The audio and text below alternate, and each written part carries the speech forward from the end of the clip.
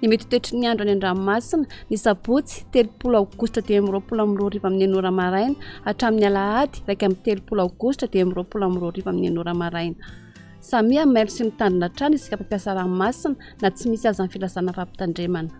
Ho an'ny morontsiraka atsinanana. Tanjom-bomba moa trany amin'ny tanjona angotsy. Andraona amin'ny tsitokotoko. Mety hanorana malefaka indraindray any amin'ny faran'ny fepitaona. Avy atsimo na atsimo atsinanana ny rivotra ka ho 30 km isan'ora. Hahatratra dia 70 km isan'ora manakaiky ny tendrony avaratra. Ahery ny ranomasina. Avon'ny onja 2.5 hatramin'ny 3 metatra.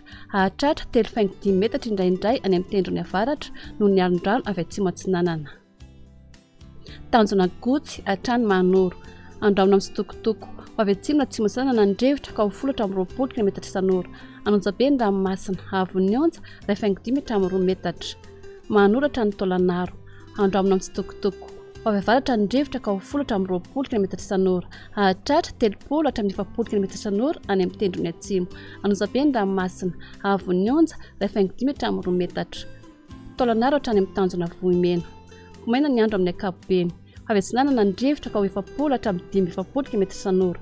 Ahery ny ranomasina. Avon'ny onja 2.5 hatramin'ny 3 metatra. Ho an'ny morontsiraka andrefana. Tanjona vohimena hatrany amin'ny tanjona ankapo. Maina amin'ny ankapobeny. Avy atsimo na atsimo atsinanana ny rivotra ka ho 30 hatramin'ny 70 km isan'ora amin'ny fiandohan'ny fepitaona.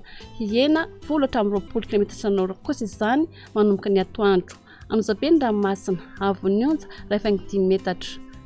Tanjona ankapo hatrany amin'ny tanjona vilanandro. Maina amin'ny ankapobeny. Avy avaratra ny revana nandrevana ny rivotra ka ho 10 hatramin'ny 20 km isan'ora.